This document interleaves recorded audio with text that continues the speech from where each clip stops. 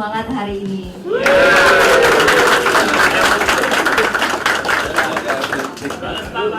Kementerian Ketenagakerjaan resmi membuka pendaftaran penyelenggaraan Program Magang Nasional tahun 2026 Angkatan 2. Pemerintah menyiapkan anggaran 4,2 triliun rupiah. Menteri Ketenagakerjaan Yasirli menyampaikan pendaftaran peserta dibuka mulai 15 hingga 28 Juli 2026 yang dilakukan dalam 3 gelombang. Satu gelombang pendaftaran sebanyak 50.000 peserta. Sementara perusahaan memiliki waktu hingga 15 Juli untuk melakukan pendaftaran dan melewati tahapan verifikasi sebagai mitra penyelenggara magang nasional tahun ini. Ini suatu hal tentu kabar baik buat adik-adik kita yang baru lulus dari perguruan tinggi. Ya, jadi kenaikannya itu dari 100.000 menjadi 150.000. Dan dengan jumlah anggaran sekitar 4,2 triliun rupiah. Ya, pendaftaran peserta ini yang mungkin ditunggu-tunggu 15 sampai 28 Juli. Ya. Jadi masih ada kesempatan 2 minggu lagi. Setelah periode pendaftaran rampung pada 28 Juli, para calon peserta Magang Nasional 2026 akan diverifikasi dan diseleksi pada 29 Juli hingga 5 Agustus. Peserta yang lolos program ini nantinya diumumkan pada 7 Agustus dan hari pertama Magang Nasional 2026 batch pertama resmi dimulai pada 10 Agustus. Pembukaan pendaftaran menjadi langkah lanjutan pemerintah dalam memperluas akses pelatihan kerja berbasis industri sekaligus memperkuat kolaborasi antara dunia usaha dan pencari kerja. Jadi intinya adalah satu, yang lulus kuliah, mahasiswa-mahasiswa yang sudah lulus kuliah, khususnya S1, itu bisa langsung magang bekerja selama 6 bulan. Kemudian mendapatkan penghasilan yang cukup signifikan. Itu di antara 3,5 sampai bahkan ada yang 6 juta rupiah per bulan. Tergantung dari lokasi mereka bekerja. Karena sesuai upah minimum kabupaten kota tempat mereka bekerja. Kemudian yang ketiga, diajari, dilatih oleh mentor-mentor di perusahaannya. Melalui program ini, perusahaan dapat berperan sebagai penyelenggara tempat pemagangan yang memberikan pengalaman kerja langsung kepada peserta sesuai kebutuhan industri. Dari Jakarta, Bagus Prasetya Adi, Zulkarnain Anyus melaporkan.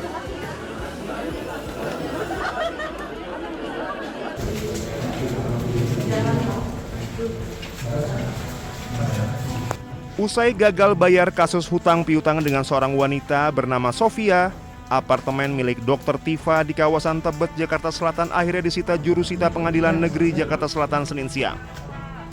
Eksekusi unit apartemen di lantai 26 tersebut dilakukan usai Dr. Tifa tidak dapat membayar utang sebesar 145 juta rupiah yang telah dikonversi menjadi emas seberat 223 gram. Kejadian bermula saat Dr. Tifa dan Sofia Natali berkenalan di sebuah multi-level marketing obat herbal tahun 2014 silam. Namun tiba-tiba pada tahun 2019, Dr. Tifa meminjam uang sebesar 50 juta rupiah. Berjalan dengan waktu, selama 1 tahun itu uang yang udah saya transfer ke dia sekitar 145 juta. Tanpa ada perjanjian apa-apa antara saya dengan dia, cuman hanya kepercayaan aja ya. Dan kemudian di 4,5 tahun kemudian baru saya bikin perjanjian sama dia. Dan dia minta nyicil selama 12 bulan dari isi perjanjian itu. Tapi sampai akhir jatuh tempo dia one prestasi ya. Ya, kemudian barulah saya akhirnya meng-hire kuasa hukum untuk menyelesaikan prosesnya.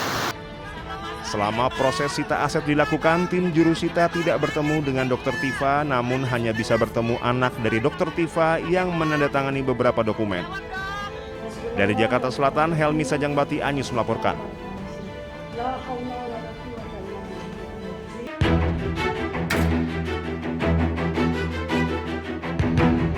Aksi kejar-kejaran terjadi di kawasan pinggiran sungai Jalan Brigjen Katamso, Gang Nasional, Kota Medan, Sumatera Utara. Tentu saja mengetahui kedatangan petugas, para pengguna narkoba yang tengah asik menghisap sabu langsung kocar-kacir, kabur. Meski tidak mendapati sejumlah pengguna, namun unit Reskrim Polsek Medan Kota berhasil menangkap target operasinya, yakni Mariska, seorang perempuan yang diduga pengedar di kawasan ini.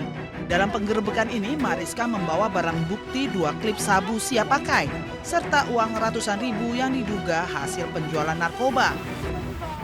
Orang pengedar narkotika jenis sabu, selanjutnya kita amankan ke komando. Ada barang bukti hasil transaksinya dengan anggota tadi sudah kita amankan, ada beberapa paket, dan begitu juga uang hasil penjualannya sudah kita amankan juga.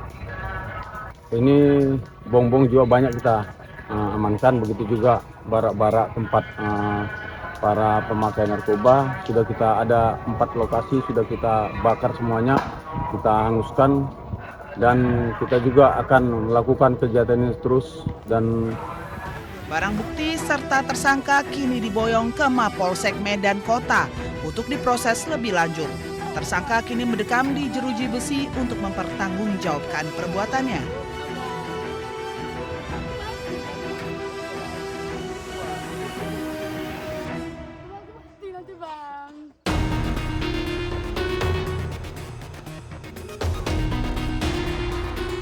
Ketua Komisi Keamanan Nasional dan Kebijakan Luar Negeri Parlemen Iran, Ebrahim Azizi, mengatakan Amerika Serikat tidak berkomitmen terhadap prinsip-prinsip negosiasi maupun gencatan senjata. Azizi menyampaikan pernyataan tersebut setelah Amerika Serikat melancarkan serangan terhadap fasilitas penyimpanan rudal dan drone serta radar pesisir Iran pada 26 Juni.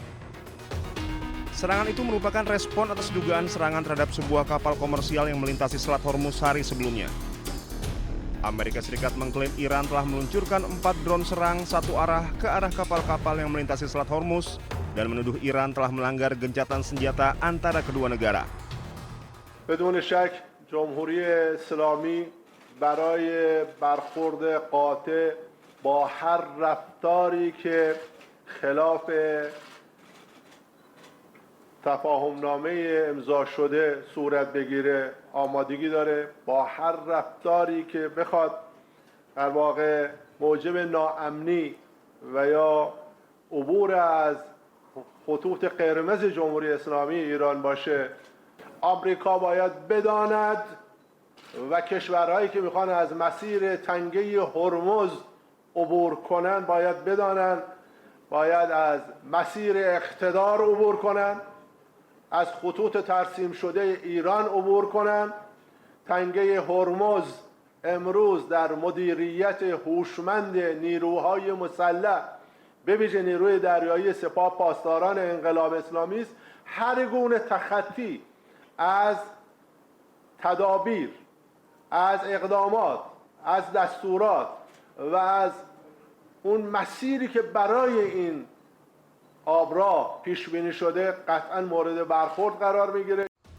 Perkembangan tersebut terjadi saat Iran dan Amerika Serikat sedang melakukan perundingan merampungkan nota kesepahaman mengenai gencatan senjata yang menghentikan perang yang dilancarkan Amerika Serikat Israel terhadap Iran pada akhir Februari lalu. Perundingan tersebut juga bertujuan mencapai kesepakatan mengenai program nuklir Iran dan pencabutan sanksi terhadap negara tersebut. MOU tersebut mulai berlaku pada 18 Juni setelah ditandatangani secara elektronik oleh Presiden Amerika Serikat Donald Trump dan Presiden Iran Masoud Pezeshkian. Dokumen tersebut memberi waktu 60 hari bagi kedua negara merundingkan kesepakatan final mengenai program nuklir Iran dan pencabutan sanksi Amerika Serikat.